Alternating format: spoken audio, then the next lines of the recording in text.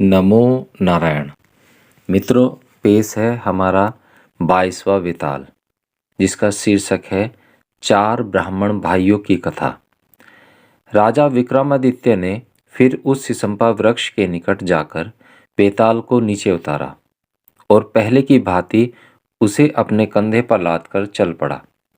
कुछ दूर चलने पर बेताल ने पुनः मौन भंग किया और कहा, राजन, आप सज्जन और महापराक्रमी हैं और संसार का हर व्यक्ति सज्जन और पराक्रमी व्यक्ति का सम्मान करता है।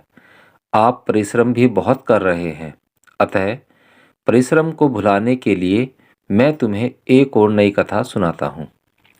प्राचीन काल में इस आर्यव्रत में कुसुमपुर नाम का एक नगर था। उस नगर के स्वामी धरणीवाराह नाम के एक राजा थे। ब्राह्मण बाहुल उनके राज्य में ब्राह्मणों को दान स्वरूप दिया गया ब्रह्मस्थल नाम का एक गांव था। उस गांव में विष्णु स्वामी नाम का एक ब्राह्मण रहता था। विष्णु स्वामी के 4 पुत्र थे। जब उनके 2 पुत्र वेदों का अध्ययन कर चुके तो उसी बीच विष्णु स्वामी और उसकी पत्नी का देहांत हो गया। माता पिता के जीवित न रहने पर उन चारों भाइयों की आर्थिक स्थिति बहुत डावाडोल हो गई, क्योंकि उनके सगी संबंधियों ने उनका सब कुछ हड़प कर लिया। तब उन चारों ने आपस में सलाह की कि यहाँ अब हमारी गुजर बसर नहीं हो सकती, अतः अब तो हमें अपने नाना के यहाँ ब्रह्मस्थल नाम के गांव में चले जाना चाहिए। ऐसा निश्चित करके राह में मांगते खाते वे बहुत दिनों में अपने नाना के घर जा पहुँचे। वहाँ नाना के न रहने पर भी उनके मामाओं ने उन्हें आश्रय दिया। उनके यहाँ खाते पीते और वेदों का अध्ययन और अभ्यास करते हुए वे रहने लगे।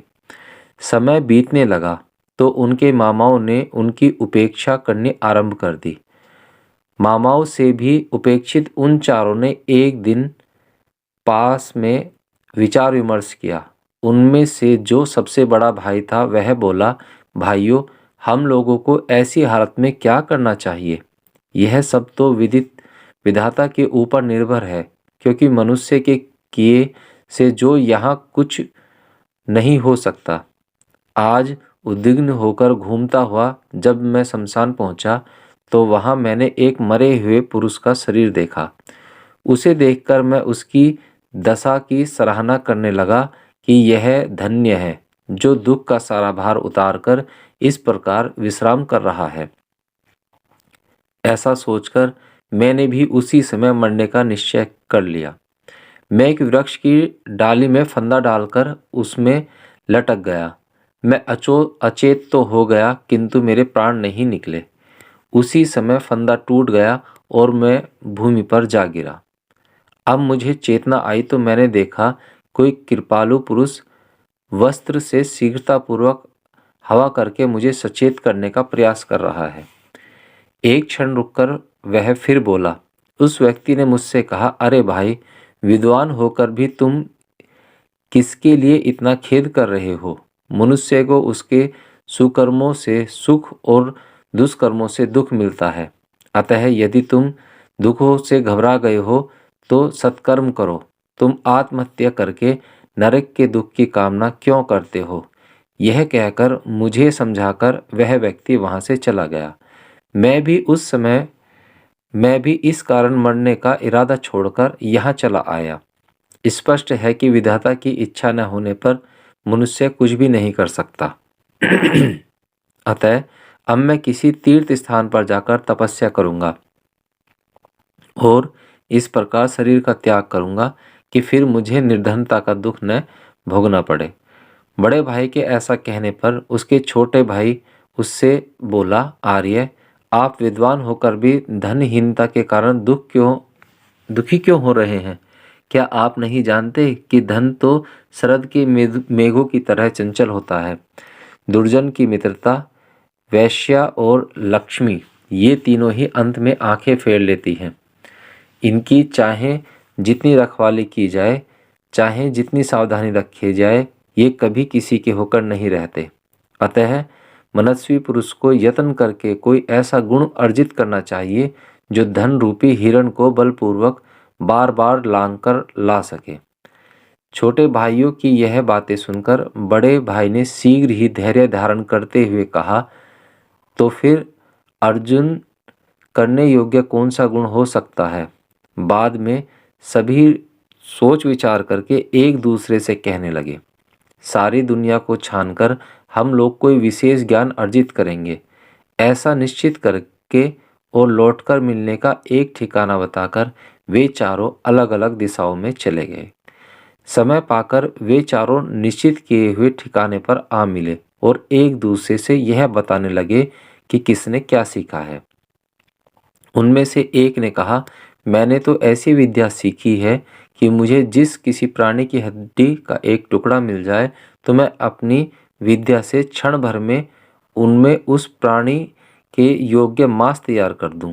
इस पर दूसरे ने कहा, मैं उसके अनुकूल चमड़ी और रोम तैयार कर सकता हूँ।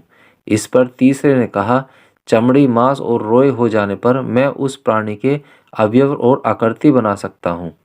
अब चौथे की बारी थी। उसने कहा, अवयव और आकृति बन जाने पर मैं उस प्राणी में प्राण का संचार कर सकता हूँ। इस प्रकार उन चारों भाइयों ने जब अपनी अपनी विद्या के प्रभाव का वर्णन कर लिया, तब वे उसकी सिद्धि के लिए हड्डी का कोई टुकड़ा ढूंढने के लिए वन में गए। संयोग से उन्हें वहां सिंह की एक टूटी हड्डी का टुकड़ा मिल गया। इसके बारे में बिना कुछ जाने सुने उन्होंने उसे उठा लिया। तब एक ने उस हड्डी में उसके योग्य मांस बना दिया, दूसरे ने उसमें उसके अनुकूल चमड़ी और रोम तैयार कर दिए, तीसरे ने उसके सारे अंग ज्यों के त्यों बना दिए और चौथे ने उसमें प्राण का संचार कर दिया। अंततः भयानक दिखने वाला, भयानक मुख और तीखे नखों से अंकुश वाला वह सिंह उठ खड़ा हुआ। उसने झपटकर अपने चारों ब्राह्मणों को मार डाला और अपना पेट भरकर तप्त होकर वन में चला गया। इस प्रकार वे ब्राह्मण सिंह को जीवित करने की गलती के कारण मारे गए। भला दुष्ट प्राणी को जगाकर कौन मनुष्य स्वयं सुखी होता है? यदि विधाता वाम होता है तो यत्न पूर्वक सीखे हुए गुण भी सुखकर नहीं होते, बल्कि दुख का कारण बन जाते हैं। पौरुष का वृक्ष तभी फल देता है जब भाग्य रूपी उसकी जड़ विकार रहित है, वह नीति के थावले में स्थित हो और ज्ञान के जल में सींचा गया हो। रात में मार्ग में चलते हुए राजा विक्रमादित्य के कंधे पर बैठे हुए वेताल ने उसको यह कथा सुनाकर पूछा, राजन, अब यह बतलाओ कि उन चारों में से सिंह को बनाने वाला वास्तविक अपराधी कौन था? यदि जानते हुए भी तुम नहीं बताओगे तो पहले की तरह तुम्हारा सिर फट जाएगा और मेरा श्राप तुम्हें लगेगा। वेताल की यह बात सुनकर राजा ने सोचा कि वेताल मेरा मौन तोड़वाकर फिर चला जाना चाहता है तो चला जाए, मैं लौटकर फिर उसे पकड़ लाऊंगा। मन ही मन ऐसा सोचकर उसने वेताल से कहा, वेताल, जिस ब्राह्मण ने उस सिंह को प्राणदान दिए वही इन चारों में इस पाप का भागी है। बिना यह जाने कि यह कौन सा प्राणी है, उन्होंने अपनी विद्या से चमड़ा, मांस, रोम और दूसरे अंग बनाए। इसका दोष इस कारण नहीं है कि उन्हें वास्तविकता का ज्ञान नहीं था, किंतु जिसने सिंह का आकार देखकर भी अपने विद्या का प्रभाव दिखाने की उत्कंठा में उसमें प्राण डाले, वस्तुतः ब्रह्म हत्या उसी ने की।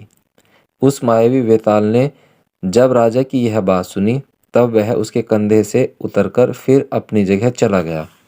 वेताल को पकड़ने के लिए कटिबद्ध राजा भी पहले की भांति उसे पकड़ने के लिए उसके पीछे। तो मित्रों, आपको ये कथा कैसी लगी आप ज़रूर बताइए, कमेंट करिए और वीडियो को ज़्यादा से ज़्यादा शेयर कीजिए, मेरे चैनल को सब्सक्राइब कीजिए। मिलते हैं अगले वीडियो में।